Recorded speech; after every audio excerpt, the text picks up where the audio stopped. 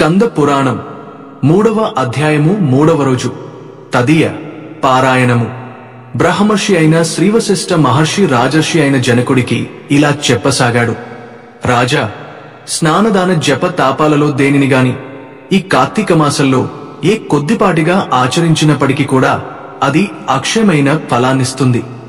ఎవరైతే సుఖాలకు శరీర కష్టానికి భయపడి కార్తీక వ్రతాన్ని ఆచరించరో అటువంటి వాళ్ళు 100 జన్మలు కుక్కలుగా పుడతారు. శ్లోక్ పౌర్ణమ్యాం కార్తికేమాసి స్నానందిస్తూ నాచరన్ కోటి జన్మసు చండాలయోనో సంజాయతే నూప. శ్లోక్ క్రమాద్యోనో సముత్పన్నో భవతి బ్రహ్మరాక్షసః అత్యవోదాహరంతి మమితిహాసం పురాతనం భావం. కార్తీక పౌర్ణమెనాడు స్నానదాన జపోపవాసాలలో ఏ ఒక్కటి కూడా ఆచరించని వాళ్ళు కోటి పర్యాయాలు చండాలపు యోనులలో జన్మించి తుదకు బ్రహ్మరాక్షసులుగా పరిణమిస్తారు. ఇందుకు ఉదాహరణగా ఒక గాథను చెబుతాను విను. తత్వనిష్ఠోపాఖ్యానము. అతి పూర్వకాలంలో ఆంధ్రదేశంలో తత్వనిష్ఠుడనే బ్రాహ్మణుడు ఉండేవాడు.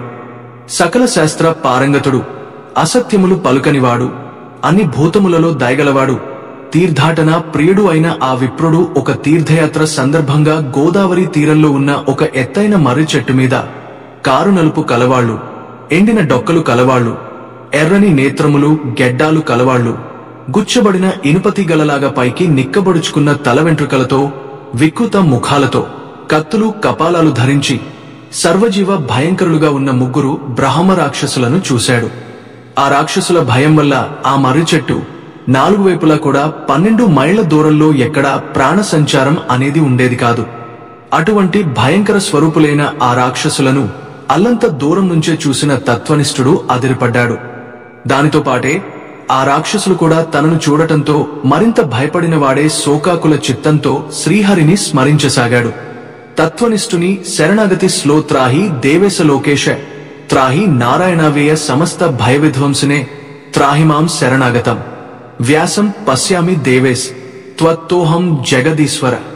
అంటే దేవతలకు లోకాలకు కూడా యజమానివైనవాడా, నారాయణ అవ్యయ, నన్ను కాపాడు, అన్ని రకాల భయాలను అంతము చేసేవాడా, నిన్నే శరణు కోరుతున్న నన్ను రక్షించు.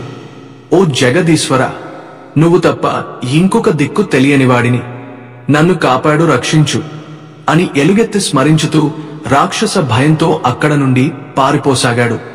అతనిని పట్టి వధించాలనే తలంపుతో ఆ రాక్షసత్రయం అతడి వెనుకనే పరుగెత్తసాగింది. రాక్షసులు అలా బ్రాహ్మణుడికి చేరువ అవుతున్న కొద్దీ సాత్వికమైన విప్రుని తేజస్సు కంట పడటం వలన తెరిపలేకుండా అతనిచే స్మరించబడుతున్న హరి నామం చెవుల పడటం వలన వెంటనే వారికి జ్ఞానోదయం అయింది. అదే తడవుగా ఆ బ్రాహ్మణుని ఎదురుగా చేరుకుని దండ ప్రణామాలు ఆచరించి అతనికి తమ వలన కీడు కలగబోదని నచ్చచెప్పి, ఓ బ్రాహ్మణుడా, నీ దర్శనంతో మా పాపాలు నశించిపోయాయని మళ్లీ మళ్లీ నమస్కరించారు. వారి నమ్రతకు కుదుటపడిన హృదయంతో తత్వనిష్ఠుడు, మీరు ఎవరు, చేయరాని పనులు ఏమి చేయడం వలన ఇలా అయిపోయారు, మీ మాటలు వింటూ ఉంటే బుద్ధిమంతుల్లా ఉన్నారు, మరి ఈ వికృత రూపాలు ఏమిటి, నాకు వివరంగా చెప్పండి, మీ భయం బాధలు తీరిపోయే దారి చెబుతాను అన్నాడు. ద్రావిడుని కథ. బ్రాహ్మణుడి మాటలపై ఆ రాక్షసులలో ఒకడు తన కథని ఇలా వినిపించసాగాడు. విప్రోత్తమ, నేను ద్రావిడుడను. ద్రావిడ దేశంలో మంధర అనే గ్రామాధికారినైన నేను కులానికి బ్రాహ్మణుడిని అయినా గుణానికి కుటేలుడిని. నా కుటుంబ శ్రేయస్సు కోసం అనేక మంది విప్రుల ధనాన్ని హరించాను. బంధువులకు కాని బ్రాహ్మణులకు కాని ఏనాడు పట్టెడు అన్నమైనా పెట్టి ఎరుగను. నయవంచనతో బ్రాహ్మణ ధనాన్ని అపహరించడం వల్ల నా కుటుంబం నాతో సహా 7 తరాల వాళ్లు అధోగతి పాలైపోయారు. మరణం తరువాత సహనం లేని ఎన్నో నరకేతనలను అనుభవించి చివరికి ఇలా బ్రహ్మ రాక్షసుడిని అయ్యాను. దయతలచి నీ కృపా చిత్తంతో నాకు ముక్తిని ఇచ్చే యుక్తిని చెప్పు అన్నాడు.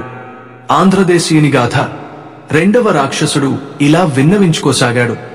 ఓ పవిత్రుడా, నేను ఈ ఆంధ్రదేశానికి చెందినవాడినే. నిత్యము నేను నా తల్లిదండ్రులతో గొడవ పడుతూ వారిని తిడుతూ ఉండేవాడిని. నేను నా భార్యాపిల్లలతో శుభ్రమైన అన్నం తింటూ తల్లిదండ్రులకు మాత్రం చద్దికుడు పడేసేవాడిని. బాంధవ బ్రాహ్మణ కోటికి ఏనాడు ఒక పూట అయినా భోజనము పెట్టకుండా విపరీతంగా ధనం ఆర్జించి ఆ కావరంతో బ్రతికేవాడిని. ఆ శరీరం కాలం చేశాక చనిపోయిన తరువాత నరకంలో ఘోరాతి ఘోరమైన బాధలు అనుభవించి చివరికి ఇక్కడ ఇలా రాక్షసుడిగా పరిణమించాను. ఆ ద్రావిడులా నాకు కూడా ముక్తి కలిగే దారి బోధించు అన్నాడు. పూజారి కథ. అనంతరం మూడవ రాక్షసుడు ముందుకు వచ్చి ఇలా మొరపెట్టుకున్నాడు. ఓ సదాచార సంపన్నుడా, నేను ఆంధ్రదేశపు బ్రాహ్మణుడిని. విష్ణు ఆలయంలో పూజారిగా ఉండేవాడిని. కాముకుడిని, అహంభావిని, కఠినమైనవాడిని అయిన నేను భక్తులు స్వామివారికి అర్పించే కైంకర్యాలు అన్నిటినీ నా వేశ్యలకు అందచేసి విష్ణు సేవలు సక్రమంగా చేయకుండా గర్వంతో తిరిగేవాడిని. చివరికి గుడి దీపాలలోని నూనెను కూడా అపహరించి వేశ్యలకు ధారపోసి వారితో సంభోగ సుఖాలను అనుభవించుతూ పాపపుణ్య విచక్షణరహితుడిగా ప్రవర్తించేవాడిని. నేను చేసిన దోషాలకు ప్రతిఫలంగా నరకం చవిచూసి తరువాత ఈ భూమిని నానావిధ హీన యోనుల లోపల నానా జన్మలను ఎత్తి చివరికి బ్రహ్మరాక్షసుడిగా పరిణమించాను. ఓ సహోదయుడా, నన్ను మన్నించి మళ్లీ జన్మించే అవసరం లేకుండా మోక్షాన్ని పొందే మార్గాన్ని చెప్పు అని ప్రార్థించాడు. బ్రహ్మరాక్షసులు ఉత్తమ గతి పొందుట, తమ తమ పూర్వ జన్మల వృత్తాంతాలకు ఎంతగానో పశ్చాత్తాపపడుతున్న ఆ రాక్షసులకు అభయమిచ్చి, భయపడకండి, నాతో కలిసి కార్తీక స్నానానికి రండి, మీ సమస్త దోషాలు నశించిపోతాయి అని చెప్పి వారిని తన వెంట బయలుదేరదీశాడు ఆ బ్రాహ్మణుడు. అందరూ కలిసి కావేరి నదిని చేరుకున్నారు. అక్కడ తత్వనిష్ఠుడు బ్రహ్మరాక్షసుల నిమిత్తమై సంకల్పం చేసి తాను స్వయంగా ముందు స్నానం చేసి తరువాత రాక్షసుల చేత కూడా స్నానం చేయించాడు. అనంతరము స్లో అముకానాం బ్రహ్మరాక్షసత్వ నివారణార్థం అస్యాం కావేర్యాం ప్రాతఃస్నాన మహం కరిషే అనే సంకల్పంతో అతడు విధి విధానంగా స్నానం చేసి తత్ఫలాన్ని బ్రహ్మరాక్షసులకు ధారపోయగా వారు విగత దోషులు దివ్య మేఘాలు అయి తక్షణమే వైకుంఠానికి ప్రయాణమయ్యారు. విదేహ రాజా, అజ్ఞానం వలన కాని మోహ ప్రలోభాల వలన కాని ఏ కారణం చేతనైనా కాని కార్తీకమాస సూర్యోదయ కాలంలో కావేరి నదిలో స్నానం ఆచరించి విష్ణువును పూజించిన వాళ్లకు నిస్సందేహంగా 10,000 యజ్ఞాలు చేసిన ఫలం కలుగుతుంది. అందువల్ల ఏదో ఒక ఉపాయం చేసైనా సరే కార్తీకంలో కావేరి స్నానం తప్పకుండా చేయాలి. కావేరిలో సాధ్యం కాకపోతే గోదావరిలో అయినా మరెక్కడ అయినా సరే ప్రాతఃస్నానం మాత్రం చేసి తీరాలి. అలా ఎవరైతే కార్తీక దామోదర ప్రీతిగా ప్రాతఃస్నానం చేయరో వాళ్ళు 10 జన్మలు చండాలపు యోనులలో పుట్టి అనంతరం ఓరపందులుగా జన్మిస్తారు సుమా. కాబట్టి ఎటువంటి మీమాంసతోటి నిమిత్తం లేకుండా స్త్రీలు కాని పురుషులు కాని కార్తీక మాసంలో తప్పనిసరిగా ప్రాతఃస్నానం ఆచరించాలి. 3వ అధ్యాయము సమాప్తః. 3వ రోజు తదియ పారాయణము సమాప్తః. పద్మ పురాణం 3వ రోజు పారాయణము. 3వ అధ్యాయము. మళ్ళా చెబుతున్నాడు సూతుడు. పూర్వ అధ్యాయంలో చెప్పినట్లు సత్యభామ శ్రీకృష్ణుడికి నమస్కరించి, ప్రాణేశ్వర, కాలస్వరూపుడవైన నీకు సర్వకాలాలు అవయవాలే అలరారుతుండగా తిథులలో ఏకాదశి, నెలలో కార్తీకము మాత్రమే అంతటి ఇష్టం అవడానికి కారణం ఏమిటో సెలవియండని కోరగా నువ్వు రాజుల్లెడు మోమువాడైన నవనిత చోరుడిలా చెప్పసాగాడు. సత్య, చక్కటి ప్రశ్ననే వేశావు. ఇది అందరూ కూడా తప్పనిసరిగా తెలుసుకోవలసిన విషయం. గతంలో వృధు చక్రవర్తి నారదుడిని ఇదే ప్రశ్న వేశాడు. అప్పుడు నారదుడు చెప్పిన దానినే ఇప్పుడు నీకు చెబుతాను విను. నారద ఉవాచ. వృధు చక్రవర్తితో నారదుడు చెబుతున్నాడు, సముద్ర నందనుడైన శంకుడనే రాక్షసుడు త్రిలోక కంటకుడే సర్వదేవత అధికారాలను హస్తగతం చేసుకుని వారిని స్వర్గం నుంచి తరిమివేశాడు. పారిపోయిన దేవతలు తమ తమ భార్య బంధువులతో సహామేరు పర్వత గుహలలో తలదాచుకున్నారు.